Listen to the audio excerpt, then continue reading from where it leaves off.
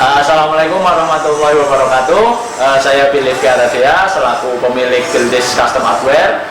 Jangan lupa like dan subscribe channelnya Santri Darul Mujahadah. Syukron.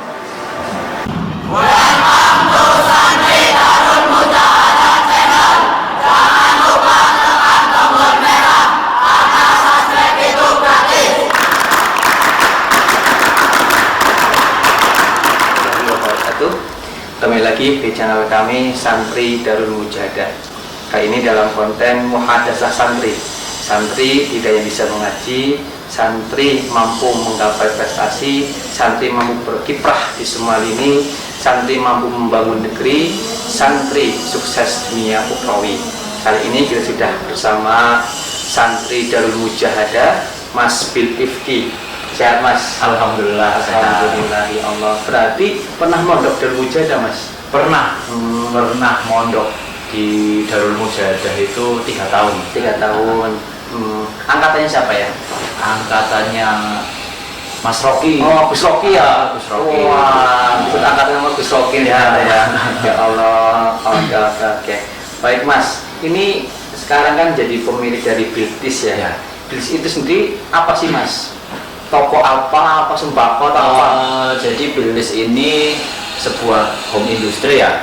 Masih skalanya masih home industry di bidang clothing, pakaian. Di dalamnya ada sablon kaos, kemudian ada juga printing jersey dan lain sebagainya. Itu sih. Sama juga ada beberapa kayak penjualan SPS atau screen printing supplier. Jadi kita menyuplai teman-teman katalat untuk sablon. Katalat sablon, pelaku usaha sablon di wilayah Tegal, Brebes, Selawi dan sekitarnya. Nah, kita menyediakan peralatannya. Perlengkapan. Itu bisa, dia tidak hanya buat kaos, tapi juga ada peralatan untuk yang menyuplai sablon. Jadi customer kita pengguna kaos-kaos sama customer teman-teman sablon juga. Semuanya komplit Mas ya. Ya Allah. Dikomplit. Oke. Ini berarti ini berdiri kapan Mas? Ini berdiri tahun 2016. Tahun 2016. Oke. Berarti kurang lebih sudah 4 tahun lah. 4 tahun. Hampir 4 tahun ya. Dari perjalanan dari 2016 sampai sekarang udah 2021 awal ya, itu kan pasti nggak manis terus Mas ya? Ya jelas. Ada pahitnya ya? Oke, ada nggak Mas kisah-kisahnya Mas tuh Mas? Ya jelas lah, namanya babat alas ya. Kan karena dulu saya lulus kuliah, kemudian langsung pengennya buka usaha gitu kan, karena memang awalnya basicnya udah punya pengalaman nyablon kecil-kecilan. Nanti pas kuliah itu sambil ikut teman ya? Enggak, punya ikut teman. Jadi punya sendiri, cuman skalanya ya masih sangat kecil di kos-kosan waktu itu. Malah ngejak teman kita bertiga. Sebenarnya itu kegiatan untuk daripada kita main ataupun buang-buang uang gitu kan.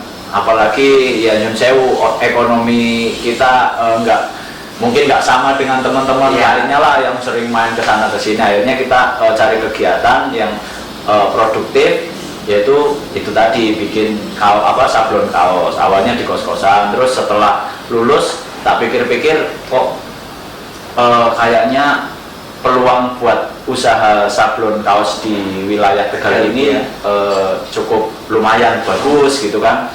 Akhirnya yaudahlah nekat. Pada waktu itu saya izin ke orang tua mau buka usaha aja, karena sebenarnya sama sekali kalau saya sih dulu sama sekali nggak pengen kerja, sebenarnya nggak pengen kerja ikut orang gitu. Akhirnya wis nekat gitu kan. Awalnya saya buka di belakang Brigif sana, yang kecil yang di toko itu, ruko-ruko kecil. Di situ berarti 3 tahun. Manis pahitnya banyak banget lah yang udah dialamin. Salah satunya awal-awal mungkin awal-awal itu dulu karena baru buka gitu kan, orang-orang belum pada kenal, belum pada tahu. Itu saya sampai bagi-bagi brosur sendiri di depan sampai Masnya sendiri jadi ke sekolahan-sekolahan gitu, nunggu anak-anak sekolah pada pulang, terus dibagiin brosur, terus kayak nempelin apa itu namanya kayak banner, pamflet gitu di tiang listrik, di pohon-pohon kayak gitu, muter dari Selawi, Tegal, Brebes sampai ujung sana, sampai ke bumi Jawa itu tak puteri sampai tengah malam, sampai jam 2 jam 3 malam itu. Ya wis dilakoni lah. Masya Allah. Ya karena itu tadi, kalau kita pengen buah manis kan paling enggak harus nanam dulu kan. Masya Allah. Tapi kan itu sekarang udah tinggal ya dia katakan memanen ya Mas. Ya alhamdulillah dikit-dikit sudah mulai panen lah. Masya Allah. Ini Walaupun kalau ya tetap ditanamin terus. Nggak cuma panen satu nanam lagi Mas. Ya. Masya Allah. Sampai ini kemarin corona aja malah buka tadi ya Mas ya, yang printing Mas, jersey printing Mas ya. Ya.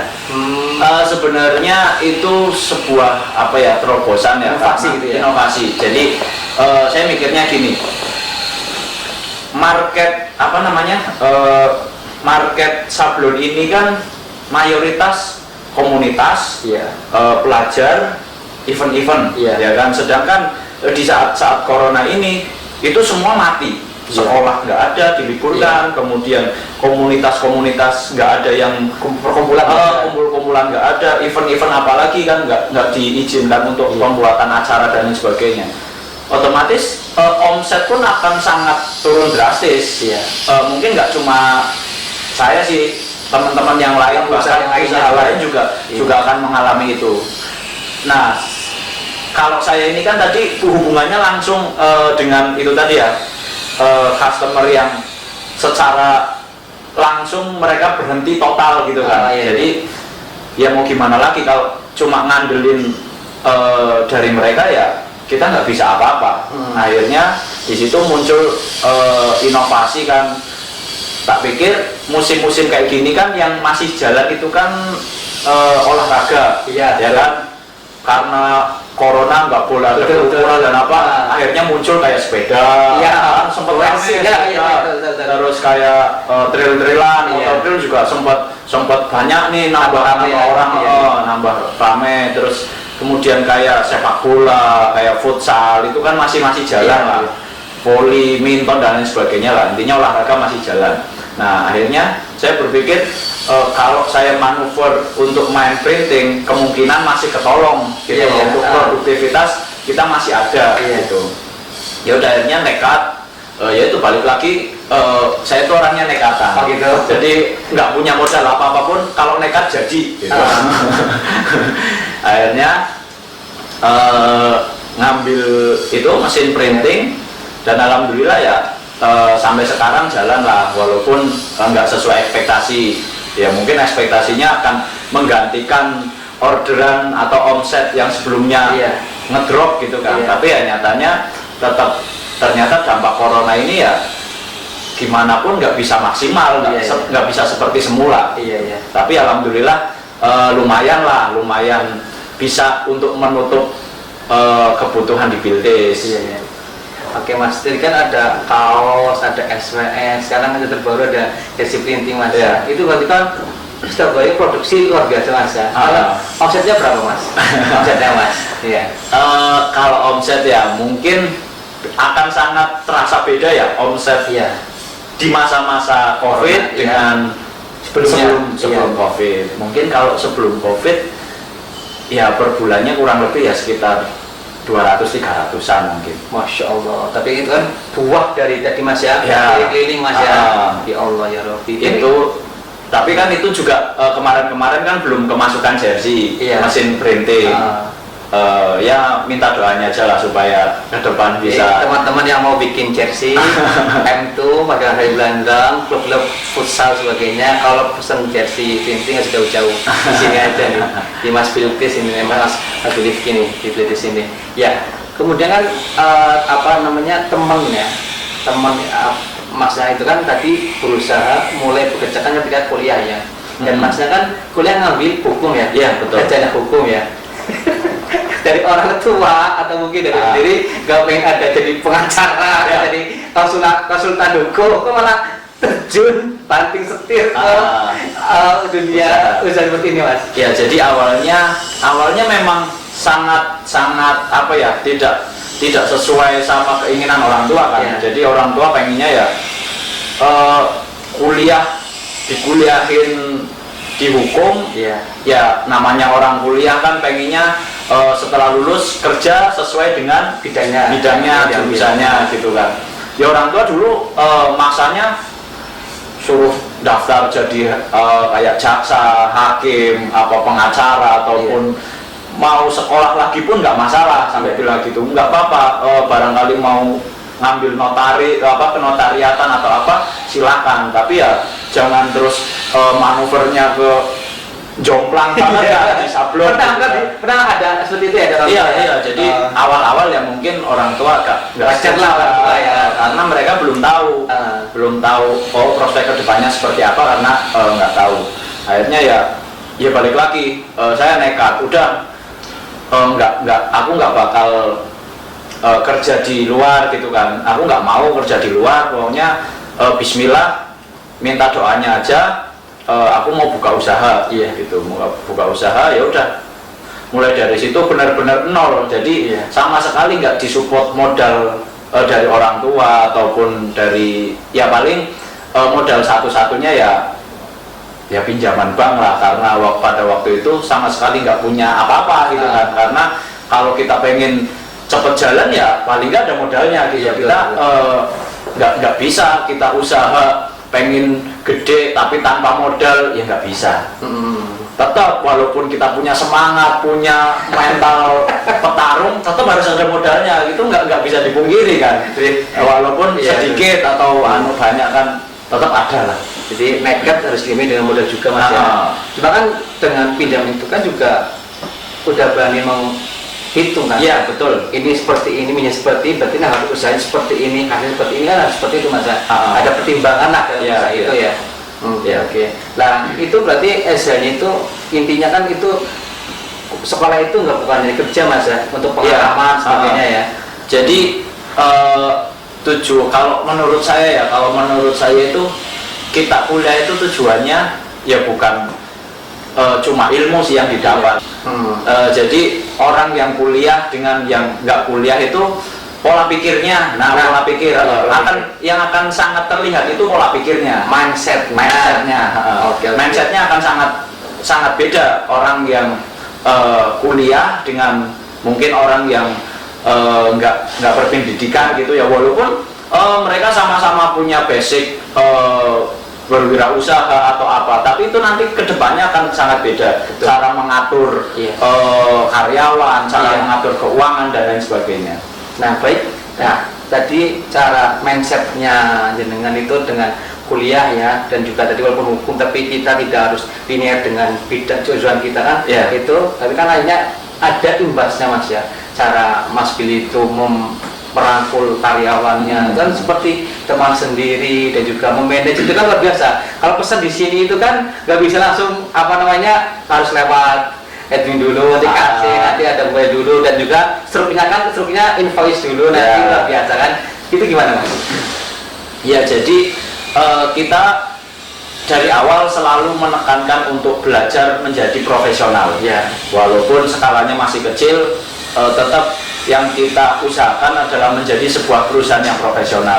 Nah, perusahaan yang profesional itu ya dimulai dari itu tadi, hal-hal kecil. Contohnya kayak kita order, walaupun ada teman saya sendiri atau saudara sendiri mau order gitu ya, udah sama kamu aja, toh sama aja, ya nggak bisa. Tetap harus lewat admin sesuai prosedur. Karena kalau keterusan, ya wes ini tak tambah nih, terus apa mungkin lewat salah satu karyawan di sini udah ini orderan dari saya dan lain sebagainya lah, itu nantinya akan kacau. Jadi nggak terstruktur dengan baik gitu. Nah, itu yang menjadikan nggak profesional, itu di situ. Makanya walaupun saudara sendiri, walaupun teman sendiri, walaupun siapalah orang kenal, kalau mau order ya silakan order sesuai prosedur lewat admin. Nanti admin hubungannya sama desainer sama tim produksi sama tim finishing dan lain sebagainya lah. Itu udah ada alurnya. Kalau kita terus-terusan seseli gitu ya, wis ke disi digarap gitu kan, itu nantinya akan keterusan, kacau terus, kita nggak bisa profesional gitu. Jadi kalau mau walaupun itu orangnya kenal saya gitu ya, ya wis kenal saya sebatas orangnya. Kalau mau urusan usaha silakan, monggo dibawa di bagian admin gitu kan. Kalau mau ketemunya sama saya ya ayo ketemu, kita ngobrol-ngobrol, ngopi-ngopi, nggak ada urusan usaha sablon menyablon, nggak ada. Sablon menyablon ya di dalam kan gitu.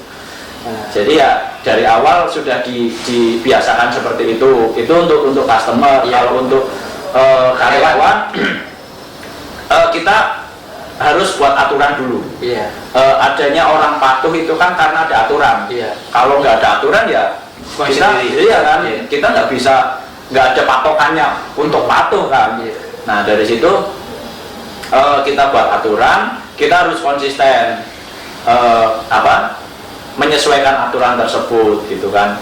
Ada kesepakatan di awal, jadi kamu mau masuk kerja di sini ya silakan baca aturannya. Kalau kamu sepakat silakan kamu kerja, kalau kamu nggak sepakat ya silakan kalau saya ikut kerja gitu. Alhamdulillah ya teman-teman karyawan di sini nurut-nurut, sesuai aturan lah, nggak ada yang aneh-aneh lah, alhamdulillah gitu sih. Jadi ya kalau mungkin di luar jenengan pernah lihat saya kumpul sama anak-anak bareng gitu kan, guyonan bareng, terus pergi-pergi atau kemana wis kayak teman sendiri ya. Memang jadi di sini itu kita disetting untuk menjadi profesional tapi di waktu kerja gitu. Jadi di waktu kerja ya saya sebagai ya bukan bos ya, lebih ke ini sih, lebih ke leader ya. Saya sebagai leader ya, kamu kalau diatur ya harus nurut, harus sesuai. Kecuali saya ngatur di luar kewenanganmu, misal di luar kerjaan, misal kamu tak suruh bersih kamar mandiku sangat dikosokin, nah itu kan bukan sebenarnya bukan kerjaanmu kan. Kalau itu ya memang wajar lah, mau nolak mau apa silakan. Cuman kalau urusan kerjaan ya harus nurut, harus sesuai sama prosedur kan gitu. Nah nanti setelah jam kerja di luar, nah kita udah bebas gitu. Kamu mau manggil saya bro, mau manggil apa terserah. Itu udah bukan jam kerja kan gitu. Jadi ya makanya kadang kalau setelah kerja saya biasanya nimbrung sama anak-anak ya, guyonan lah atau apalah kayak gitu kan. Ya tujuannya supaya lebih akrab aja sih, ada kedekatan lah. Jadi mereka juga nggak canggung ketika mengerjakan sesuatu ya, nggak terus kepikiran aduh nanti saya dimarahin, aduh nanti saya salah dan lain sebagainya. Itu kan sebenarnya itu yang menghambat pekerjaan. Gitu.